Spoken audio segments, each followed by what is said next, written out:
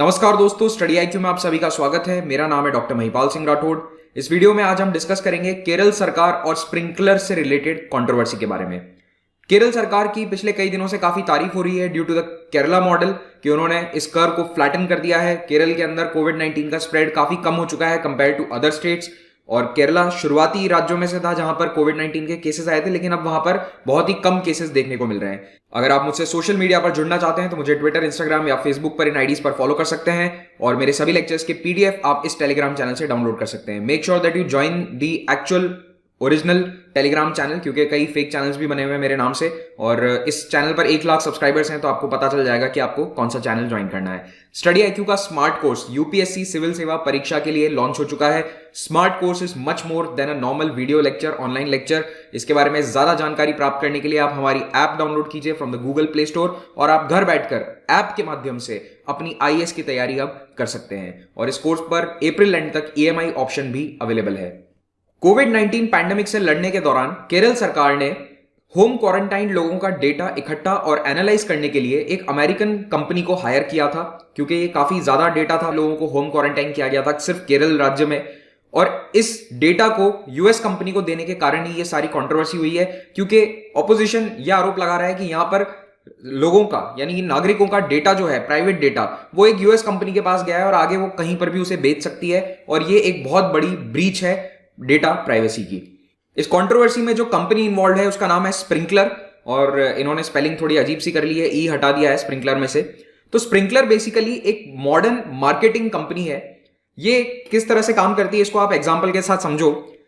Sprinkler जैसी companies क्या करती हैं कि ये पूरे सोशल मीडिया से डेटा इकट्ठा करके कंपनीज को बिल्कुल स्पेसिफिक इनपुट देती हैं कि आपके ब्रांड या फिर आपके प्रोडक्ट को किस तरह से सराहा जा रहा है या फिर क्या इसमें प्रॉब्लम्स हैं। उदाहरण के लिए अगर मैकडॉनल्ड्स कोई नया बर्गर लॉन्च करता है और वो स्प्रिंकलर को हायर कर लेगा कि आपको हमें फीडबैक देना है, तो स्प्रिंकलर का ये काम है कि वो जितनी भी सोशल मीडिया साइट्स हैं, चाहे वो फेसबुक, ट्विटर, इंस्टाग्राम, टम्बलर, जितने भी सोशल मीडिया प्लेटफॉर्म्स हैं, सब पर जाकर उस मैकडॉनल्ड्स के बर्गर के बारे में लोग क्या कह रहे हैं उसका डेटा इकट्ठा करेगी, और अल्टीमेटली वो मैकडॉनल्ड्स को बताएगी कि आपके इस बर्गर के बारे में ये तारीफ हो रही है और ये इसके बारे में बुरा है। तो इस तरह के बिल्कुल स्पेसिफिक इनपुट्स कंपनीज को देती हैं। तो ये एक तरह से मॉडर्न मार्केटिंग टूल्स हैं जो स्प्रिंकलर जैसी फर्म्स देती हैं, और स्प्रिंकलर इसमें काफी आगे है, 10 साल से इसमें लीडिंग फर्म है।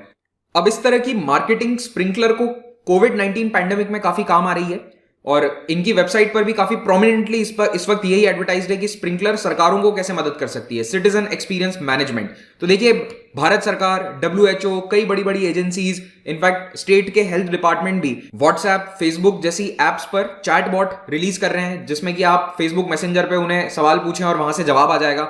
अब इतने सारे लोग सवाल पूछते हैं तो वहां इंसान तो बैठे नहीं है, पीछे से सॉफ्टवेयर ही जवाब देता है, और वो सॉफ्टवेयर जो है वो स्प्रिंकलर जैसी कंपनियां इस वक्त तैयार कर रही हैं। तो स्प्रिंकलर के फाउंडर हैं रेजी थॉमस, जो कि ओरिजिनली केरल से हैं, हालांकि अब ये यूएस में ही रहते हैं और 10 साल से स्प्रिंकलर ये चला रहे हैं। He is the founder and CEO of sprinkler. 24 मार्च 2020 को केरल सरकार के आईटी डिपार्टमेंट ने स्प्रिंकलर को हायर किया था एक काम के लिए। एक स्पेसिफिक जॉब था कि जो भी लोग क्वारंटाइन में हैं, अब क्वारंटाइन में कौन होंगे, जो क्लोज कॉन्टैक्ट्स हैं या फिर जो पॉजिटिव लोगों के संपर्क में आए, उन्हें होम क्वारंटाइन किया गया। उनका डेटा इकट्ठा किया था ग्रास रूट वर्कर्स ने, जैसे एएनएम है या फिर आंगनवाड़ी कार्यकर्ता हैं, उन्होंने घर घर जाकर इन क्वारंटाइन लोगों से डेटा इकट्ठा किया था, इनके सिम्टम्स एटसेट्रा पर। और ये सारा डेटा सरकार एनालाइज नहीं कर पा रही थी, सरकार के पास उसके लिए प्रॉपर टूल्स नहीं थे, तो सरकार ने स्प्रिंकलर को हायर किया 24 मार्च को। और स्प्रिंकलर के पास ऑलरेडी ये टूल डेवलप्ड था, क्योंकि स्प्रिंकलर इसी तरह के डोमेन में काम करती है। तो स्प्रिंकलर ने ये सरकार को असिस्टेंस दी, उन्होंने अपने सॉफ्टवेयर को काम पर लगाया और सरकार को ये जानकारी दी कि किन लोगों को जो क्वारंटाइन में है शायद हॉस्पिटलाइज करने की जरूरत पड़ेगी, तो उस हिसाब से सरकार आगे प्लान कर सकती है। पिछले 10 दिन से जब से ये कंट्रोवर्सी उभर कर सामने आई है, तब केरल सरकार से कई सवाल पूछे गए, तो उन्होंने ये रीजंस दिए हैं कि हमने स्प्रिंकलर को क्यों सिलेक्ट किया। पहली बात तो ये कि स्प्रिंकलर ने केरल सरकार को ये टूल फ्री में दिया है, तो उनका ये जो सॉफ्टवेयर एज अ सर्विस है, इसको SaaS कहते हैं कि सॉफ्टवेयर एक सर्विस की तरह दी जा रही है, ये फ्री ऑफ कॉस्ट उन्होंने केरल सरकार को दिया। और फनीली केरल सरकार ने ऑफिशियली ये कहा है कि ये जो कंपनी है ये केरलाइट के द्वारा ओन्ड है, इसीलिए हमने उन्हें कॉन्ट्रैक्ट दे दिया, विच आई फाइंड वेरी फनी। तीसरा, सरकार ये कह रही है कि डेटा इतना ज्यादा था, लगभग 2.25 लाख लोगों का डेटा है, उसमें भी कई तरह के डेटा इनपुट्स थे, तो इसको एनालाइज करने के लिए हमारे पास यानी सरकार के पास कोई भी टूल्स उपलब्ध नहीं थे, और स्प्रिंकलर का जो टूल है उसको डेवलप करने में समय नहीं चाहिए था, बिल्कुल रेडीमेड टूल था, बस उसको थोड़ा सा कस्टमाइज किया और वो केरल सरकार के काम आ गया। अगर हम अपने लेवल पर इस सॉफ्टवेयर को डेवलप करवाते तो इसमें शायद कुछ हफ्ते या कुछ महीने लग सकते थे। तो ये रीजंस दिए गए हैं केरल सरकार के द्वारा। केरल सरकार की बात तो बिल्कुल ठीक है, फिर ऑपोजिशन को इसमें आपत्ति क्यों है? तो सबसे बड़ी आपत्ति यह है कि इस पूरे कवायद के लिए कोई भी टेंडर नहीं निकाला गया। सरकार कोई भी काम करती है तो उसके लिए ओपन टेंडर देना पड़ता है कि हमें ये काम करवाना है, इसके लिए प्लीज आप अपनी अपनी बिड्स दीजिए या फिर आप अपना जो अमाउंट है वो कोट कीजिए। इस तरह का कोई प्रोसीजर फॉलो नहीं किया गया। सरकार ने डायरेक्टली स्प्रिंकलर को 24 मार्च को बोला कि आपसे ये काम करवाना है और आप ये काम शुरू कर दो, और आईटी डिपार्टमेंट ने अपने ही स्तर पर ये कॉन्ट्रैक्ट दे दिया। उन्होंने लॉ, लोकल सेल्फ गवर्नमेंट या फाइनेंस डिपार्टमेंट से कोई अप्रूवल्स नहीं लिए, जबकि स्टेट वाइड इतना बड़ा कोई प्रोजेक्ट होता है तो उसके लिए कई विभागों से, मंत्रालयों से परमिशंस लेनी पड़ती है। तीसरी और सबसे इंपॉर्टेंट चीज, डेटा प्राइवेसी। यहां पर केरल के नागरिकों का डेटा, क्रूशियल हेल्थ डेटा है, लगभग 2 लाख लोगों का डेटा, ये अब स्प्रिंकलर के पास है, और स्प्रिंकलर ऑब्वियसली इसे आगे बेचेगी, कभी ना कभी तो बेचेगी, और ये फार्मास्यूटिकल कंपनीज के पास जा सकता है, और ये एक ब्रीच ऑफ प्राइवेसी है। और आखिरी आरोप यह है कि सरकार के जो खुद के संस्थान है जैसे कि केरला स्टेट आईटी मिशन या फिर सीडीआईटी, वो भी ये काम कर सकते थे, उन्हें आप कुछ दिनों का समय तो देते।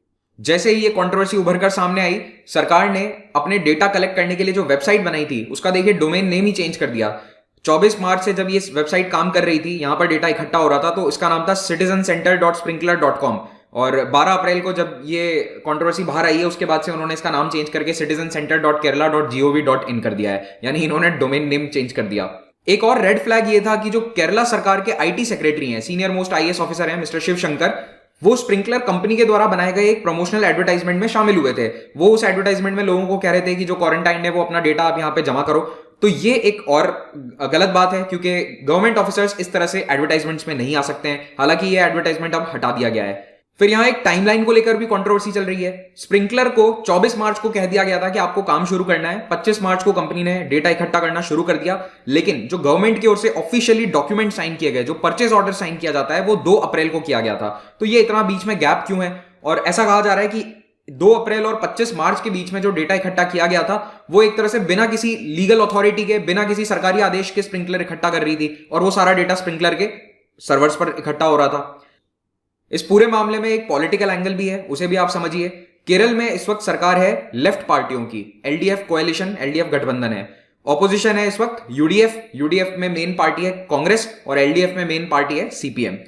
मुख्यमंत्री हैं पिनराई विजयन, और आईटी डिपार्टमेंट डायरेक्टली इनके अधीन आता है। तो एक तो देखो यूडीएफ के नेताओं को ये ब्रह्मास्त्र मिल गया है कि आप सीधा चीफ मिनिस्टर को टारगेट कर सकते हो, क्योंकि आईटी डिपार्टमेंट उनके अंदर में है, और अगर कोई गड़बड़ हुई तो इसका मतलब सीएम इज डायरेक्टली रिस्पॉन्सिबल।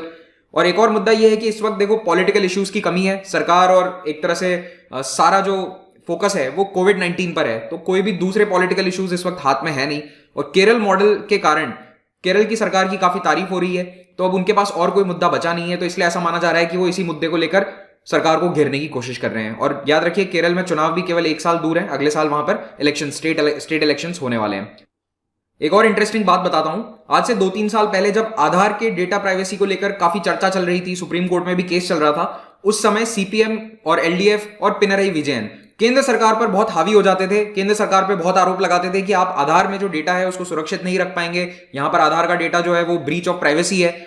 अब यही इसी तरह के सेम आरोप इन पर लग रहे हैं, तो ये कुछ बोल नहीं पा रहे या फिर कुछ जवाब नहीं दे पा रहे। तो कांग्रेस और यूडीएफ को एक बहुत ही अच्छा मुद्दा मिल गया है यहां पर इन पर हावी होने के लिए। इनफैक्ट कोई पुरानी पोस्ट है पिनराई विजयन की, जो उन्होंने उस समय आधार के डेटा प्राइवेसी से रिलेटेड करी थी, वही लोग फिर से वायरल कर रहे हैं, एक दूसरे को सेंड कर रहे हैं।